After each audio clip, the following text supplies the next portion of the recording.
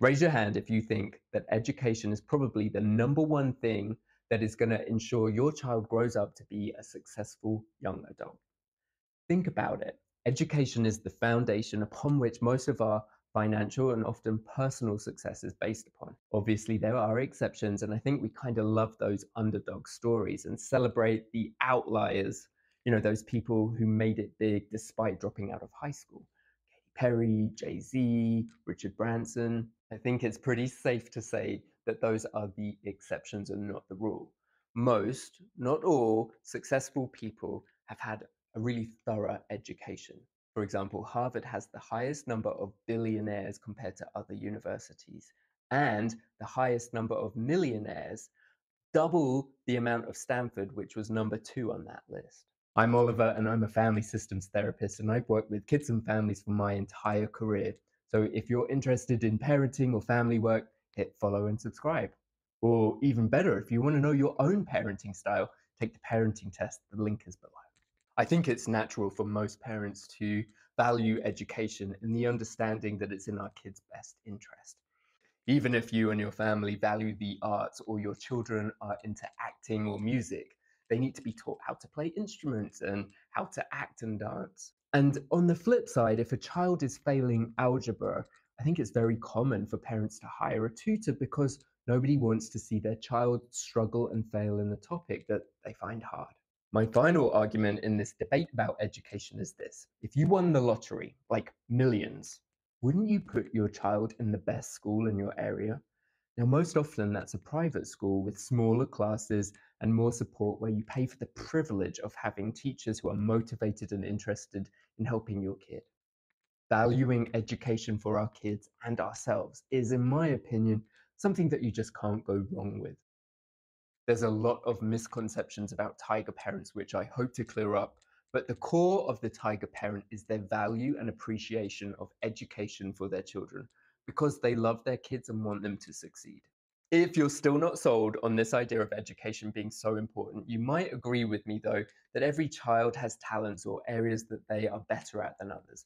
I'm not saying that in that every child is a unicorn and magical kind of way. I'm saying in a very practical way. We all excel in some areas and aren't so good in others. Like me, I'm kind of good with the feelings, but numbers, I'm a disaster. If somebody hands me a phone number on a piece of paper and I have to type it into my phone, there's like a 70% chance that one of those digits is going to enter my phone incorrectly. When we're raising our children, doesn't it just make sense to help them identify their strengths while perhaps also polishing up the other not so shiny areas? And of course, this happens naturally anyway. We're all going to spot what our kids excel at and nudge them in that direction. But what if we were more intentional about it? What if we took a more active stance in finding our kids' hidden treasures? Wouldn't that be more helpful to our kids? Wouldn't that save them those awkward years in between high school and college where they go and find themselves? This is another belief of the tiger parent. They want to help identify strengths. So tiger parenting in that regard sounds pretty fantastic to me. While identifying strengths is great, to really excel at something you're naturally talented at, you need to practice and master it. So the final belief of the tiger parent is that they encourage self-discipline, hard work, and instill a really strong work ethic around their kids' talents. Genius is 1% inspiration and 99 perspiration. You have to put in the time to be good at something even if you're naturally talented at it. This might be a tangent, but there's this girl on TikTok that I've been following for a while. Don't ask me how or why, I have no idea how TikTok works, but see if you can watch that video where she sings a song about her parents to her parents and not cry. I need a man who loves me like my father loves my mom. Apparently, she was on American Idol about 8 years ago and came in third, released a single, but nothing really happened for her. From what I can gather from TikTok, in the 8 years since American Idol came out, she's been putting music out herself all the time, refining her art, and no surprises, her songs got better. In fact, just this summer, the song that she wrote for the girl that she babysits hit the Billboard charts. I know Victoria's Secret. she was made up by a dude. So her parents are actually in a few of these videos, and I don't get the sense that they're tiger parents by any means, but they've certainly been supportive of her interest in music. The point is that her parents saw her talent, encouraged it, drove her to all those lessons, paid for the lessons, drove her to auditions. You name it, they've been invested in it. And it still took years for this big hit to happen. So, what would be wrong in pushing, nudging, and encouraging hard work and discipline in your child if you knew that you were going to get to that Billboard #1 position a little sooner? That's the third part of being a tiger parent.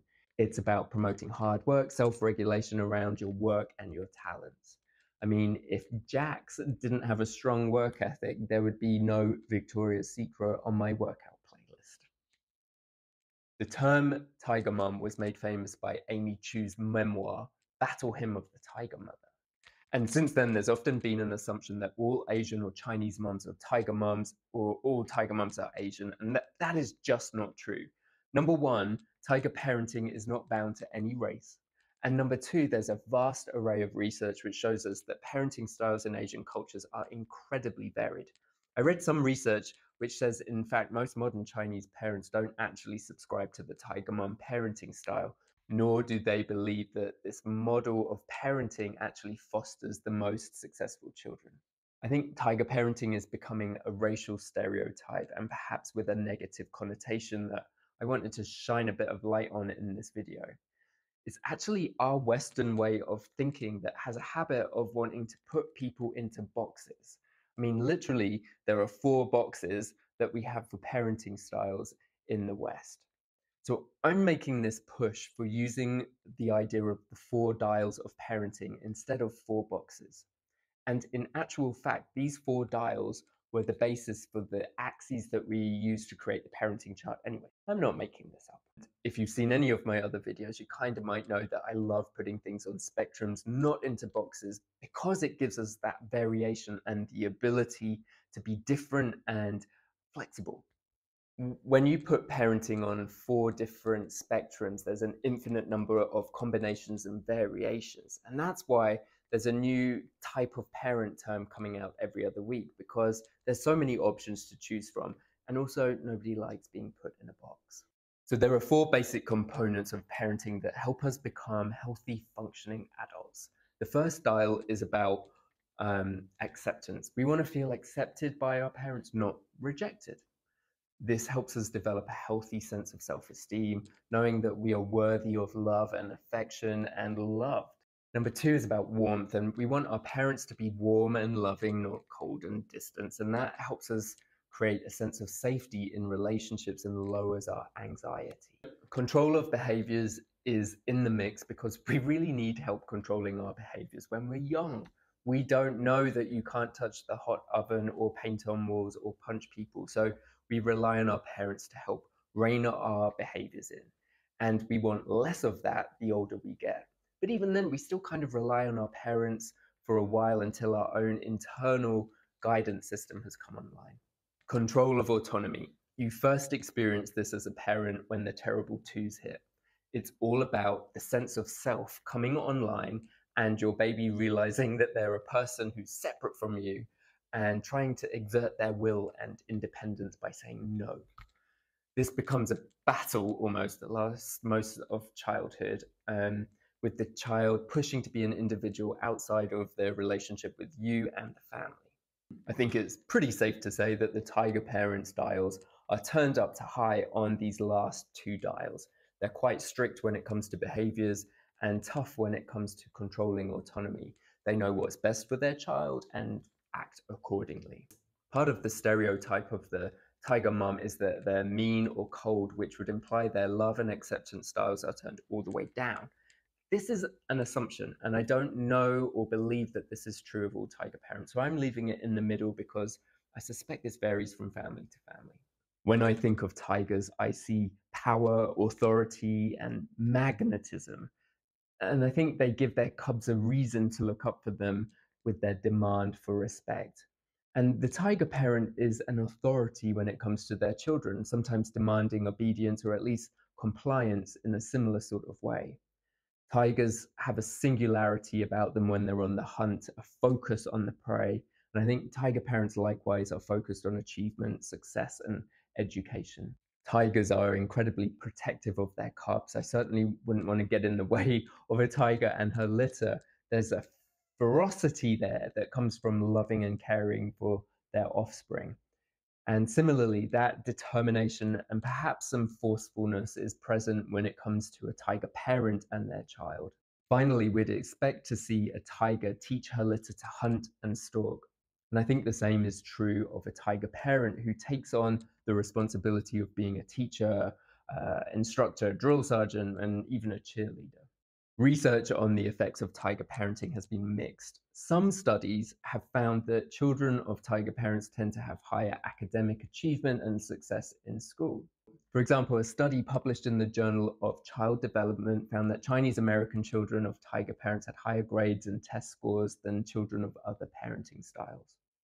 However, other research has suggested that tiger parenting may have negative effects on a child's well-being. A study published in the Journal of Family Psychology found that children of tiger parents reported lower levels of happiness and higher levels of stress and anxiety compared to children with other parenting styles. Another study from China that I found very interesting saw that children with tiger parents had higher levels of cortisol in their blood system, which is a hormone linked to stress. So it seems that while tiger parenting may be effective in producing high academic achievement and comes from a really well-meaning place, it may also have a negative effect on children's emotional well-being. Amy Chu herself says in her TED Talk that contemporary Chinese mothers are becoming more aware of the happiness that they might be taking away from their children if they go the tiger parent route. She suggests that the way forward is holding beliefs and values and traditions close while also being open to incorporating other strategies to their philosophy to bring more balance and flexibility to their approach, which sounds an awful lot like being open to moving other dials of the parenting spectrum up and down. We don't need boxes, we just all need to be able to move our dials a little bit.